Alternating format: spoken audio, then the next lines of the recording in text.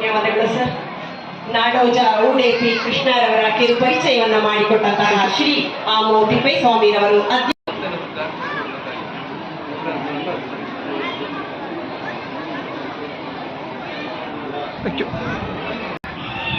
ಬಹಳ ಅರ್ಥಪೂರ್ಣವಾಗಿ ವಿವೇಕಾನಂದ ಮತ್ತು ನಮ್ಮ ವೇದ ಉಪನಿಷತ್ತುಗಳು ಯಾವ ರೀತಿ ವಿಜ್ಞಾನಕ್ಕೆ ಹತ್ತಿರವಾಗಿದ್ದಾವೆ ಹಾಗೆ ಅಂತೇಳಿ ನಿಮ್ಮೆಲ್ಲರೂ ಕೂಡ ಮನಮುಟ್ಟುವಂತೆ ತಿಳಿಸಿಕೊಟ್ಟಂತ ಸಂದೀಪ್ ಶ್ರೀ ಸಂದೀಪ್ ವಸಿಷ್ಠ ಅವರವರೇ,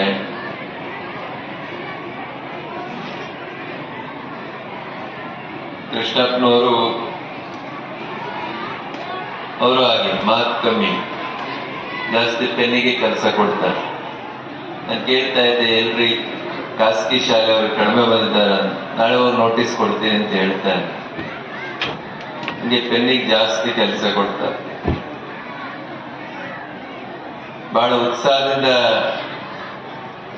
ನಮ್ಮ ತಮ್ಮಣ್ಣವ್ರ ಜೊತೆ ನಿರಂತರ ಸಂಪರ್ಕವನ್ನು ಇಟ್ಕೊಂಡು ಈ ಬಾರಿ ತುಂಬಾ ಚೆನ್ನಾಗಿ ವಿಜ್ಞಾನ ಮೇಳ ಆಗ್ಬೇಕು ಹಾಗೆ ಅಂತೇಳಿ ಖಾಸಗಿ ಶಾಲೆಯವರು ಮಾಡೇ ಮಾಡ್ತಾರೆ, ಅವ್ರಿಗೆಲ್ಲ ಸಂಪನ್ಮೂಲಗಳು ಇರ್ತಾವ, ಅದೇನು ದೊಡ್ಡ ವಿಷಯ ಏನಲ್ಲ. ಆದ್ರೆ ಸರ್ಕಾರಿ ಶಾಲೆಗಳಲ್ಲಿ ವಿಜ್ಞಾನ ಹೆಚ್ಚು ಬೆಳಿಬೇಕು ಅನ್ನುವಂಥದ್ದು ಬಹಳ ಮುಖ್ಯ. ಹಾಗಾಗಿ ಪ್ರತಿ ಸರ್ಕಾರಿ ಶಾಲೆಗಳಿಂದ ಕೂಡ ಒಂದೊಂದು ವಿಜ್ಞಾನ ಪ್ರಾತ್ಯಕ್ಷಿಕೆಗಳನ್ನು ತರಿಸಿ ಆ ಮಕ್ಕಳ ಕೈಯಲ್ಲಿ ಅತ್ಯಂತ ಉತ್ಸಾಹದಿಂದ ಆ ಪ್ರಾತ್ಯಕ್ಷಿಕೆಗಳ ವಿವರಗಳನ್ನು ಕೊಡಿಸುವಂತ ಕೆಲಸವನ್ನ ನಮ್ಮ ಕ್ಷೇತ್ರ ಶಿಕ್ಷಣಾಧಿಕಾರಿಗಳು ಇವತ್ತು ಮಾಡಿದ್ದಾರೆ. ನೋಡ್ತಾ ಇದ್ದೆ ಯಾವುದೊಂದು ವಿಡಿಯೋದಲ್ಲಿ ಅಮೆರಿಕದಿಂದ ಒಬ್ಬ ತಾಯಿ ಫೋನ್ ಮಾಡ್ತಾಳೆ ಒಂದು ಅನಾಥಾಶ್ರಮಕ್ಕೆ, ನನಗೆ ಸ್ವಲ್ಪ ಶುಗರ್ BP ಇದೆ, ಆದ್ರೂ ತೊಂದರೆ ಇಲ್ಲ, ನನ್ನ ಕೆಲಸ ನಾನು ಮಾಡ್ಕೊಡ್ತೀನಿ, ನಿಮ್ಮ ಆಶ್ರಮದಲ್ಲಿ ನನಗೆ ಏನಾದ್ರು ಕೆಲಸ ಕೊಡ್ತೀರಾ, ಬಂದು ನಾನು ಸೇವೆ ಮಾಡ್ಕೊಂಡಿರ್ತೀನಿ. ಎಲ್ಲಿಂದ ಅಂತ ಕೇಳಿದ್ರೆ ಅಮೆರಿಕದಿಂದ. ಅಮೆರಿಕಕ್ಕೆ ಯಾಕೆ ಹೋದ್ರಿ? ಇಲ್ಲ, ನನ್ನ ಮಗ ಸೊಸೆ ಎಲ್ಲ ಇಲ್ಲೇ ಇದ್ದಾರೆ, ಅದಕ್ಕೆ ಬಂದಿದ್ದೀವಿ.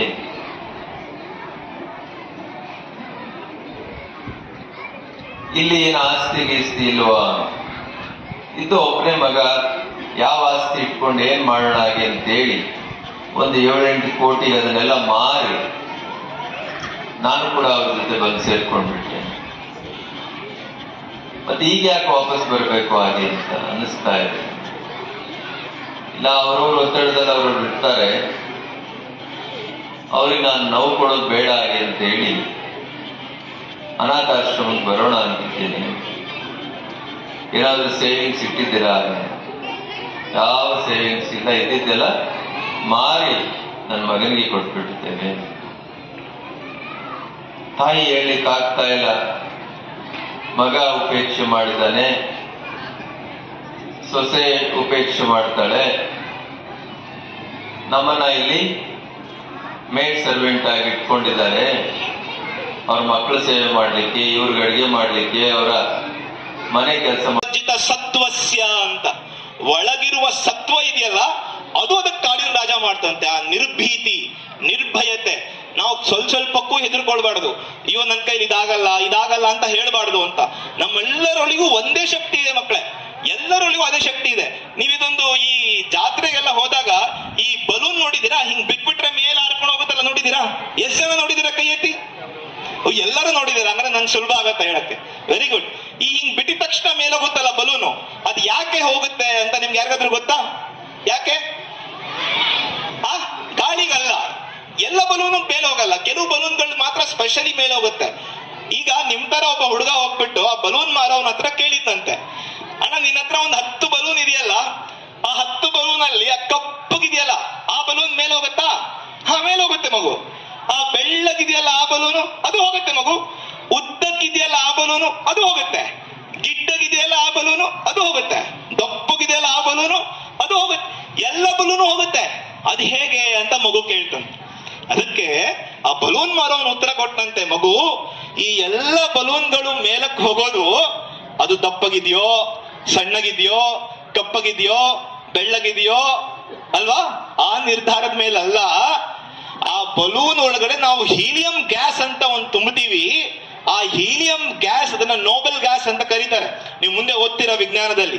ಆ ಗ್ಯಾಸ್ ಏನ್ ಮಾಡತ್ತಂದ್ರೆ ಆ ಬಲೂನ್ ಅನ್ನ ಮೇಲಕ್ಕೆ ಕರ್ಕೊಂಡು ಹೋಗ್ತದೆ ಅಂತ. ಅಂದ್ರೆ ಆ ಎಲ್ಲ ಬಲೂನ್ಗಳನ್ನು ಮೇಲಕ್ಕೆ ಕರ್ಕೊಂಡು ಹೋಗ್ತಿರೋದು ಅದು ಸಣ್ಣಗಿದೆಯೋ, ದಪ್ಪಗಿದೆಯೋ, ಕಪ್ಪಗಿದೆಯೋ, ಬೆಳ್ಳಗಿದೆಯೋ ಅನ್ನೋ ನಿರ್ಧಾರದ ಮೇಲೆ ಅಲ್ಲ ಮಕ್ಕಳೇ. ಯಾವ ನಿರ್ಧಾರದ ಮೇಲೆ? ಅದರ ಒಳಗಿರುವಂತ ಹೀಲಿಯಂ ಗ್ಯಾಸಿನ ನಿರ್ಧಾರದ ಮೇಲೆ ಅಲ್ವಾ. ಅದೇ ರೀತಿ ವಿವೇಕಾನಂದ ಹೇಳ್ತಾರೆ, ನಮ್ಮನ್ನೆಲ್ಲ ಮೇಲಕ್ಕೆ ಎತ್ಕೊಂಡು ಹೋಗುವಂತದ್ದು ಯಾವುದು? ನಮ್ಮೊಳಗಿರುವ ಶಕ್ತಿ. ರಾಷ್ಟ್ರಪತಿ ಆಗ್ತಾನೆ, ಹೌದಲ್ವಾ? ಇವತ್ತು ಯಾವುದೋ ಬುಡಕಟ್ಟು ಜನಾಂಗದ ಇದ್ದಂತ ಒಂದು ಹುಡುಗಿ ಇವತ್ತು ಭಾರತದ ರಾಷ್ಟ್ರಪತಿ ಆಗ್ತಾರೆ. ಇದು ಯಾಕೆ ಅಂದ್ರೆ ನನ್ನಲ್ಲಿ ಅಸಾಧಾರಣ ಶಕ್ತಿ ಇದೆ ಅಂತ ಮೊದಲು ನಾನು ನಂಬಬೇಕು ಅಂತ. ಅದಕ್ಕೆ ವಿವೇಕಾನಂದ ಹೇಳ್ತಾರೆ, conviction in the power of goodness ಅಂತ. ನನ್ನಲ್ಲಿ ಒಳ್ಳೆ ಶಕ್ತಿ ಇದೆ, ಒಳ್ಳೇದು ಮಾಡಿದ್ರೆ ಒಳ್ಳೇದು ಆಗೇ ಆಗತ್ತೆ ಅನ್ನೋ ನಂಬಿಕೆ ಅಂತ. ಇದು ನಮ್ಮಲ್ಲಿ ಎಷ್ಟು ಜನಕ್ಕಿದೆ ಅಂತ. ವಿವೇಕಾನಂದ ಅದಕ್ಕೊಂದು ತಮಾಷೆ ಘಟನೆ ಹೇಳ್ತಾರೆ. ಈ ಕುರಿ ಮೇಯಿಸೋನ್ ಇದ್ನಂತೆ, ಅವನು ಕುರಿ ಮೇಯಿಸ್ಕೊಂಡು ಒಂದು ಕಾಡಿಗೆ ಹೋದ್ನಂತೆ. ಅಲ್ಲಿ ಕಾಡಿಗೆ ಕುರಿ ಮೇಯಿಸ್ತಾ ಇರ್ಬೇಕಾದ್ರೆ ಅಲ್ಲೊಂದು ಸಿಂಹಿಣಿ ಆಗ್ತಾನೆ ಒಂದು ಶಿಶುಗೆ ಜನ್ಮ ನೀಡಿ ಸತ್ತೋಯ್ತಂತೆ. ಇವನು ಕುರಿ ಮೇಯಿಸೋನ್ ಆ ಕಡೆ ಈ ಕಡೆ ನೋಡಿದ ತಕ್ಷಣ ಏನ್ ಮಾಡ್ದ, ಯಾರು ಇರ್ಲಿಲ್ಲ, ಆ ಸಿಂಹದ ಮರಿ ಇತ್ತಲ್ಲ ಅದನ್ನ ತಗೊಂಡ್ಬಂದ್ಬಿಟ್ನಂತೆ. ತಗೊಂಡ್ಬಂದ್ಬಿಟ್ಟು ಎಲ್ಲಿ ಸಾಕ್ತಾ ಗೊತ್ತಾ ಸಿಂಹದ ಮರಿನ? ಈ ಕುರಿ ಕೊಟ್ಟಿಗೆ ಸಾಕ್ತಾನೆ. ಆ ಸಿಂಹದ ಮರಿ ಸುತ್ತ ಇರೋ ಕುರಿಗಳನ್ನ ನೋಡ್ಕೊಂಡು ಬೆಳೆಯುತ್ತೆ, ಬ್ಯಾ ಅಂತ ಶಬ್ದ ಮಾಡುತ್ತೆ, ಹುಲ್ ತಿನ್ನಕ್ ಶುರು ಮಾಡುತ್ತೆ.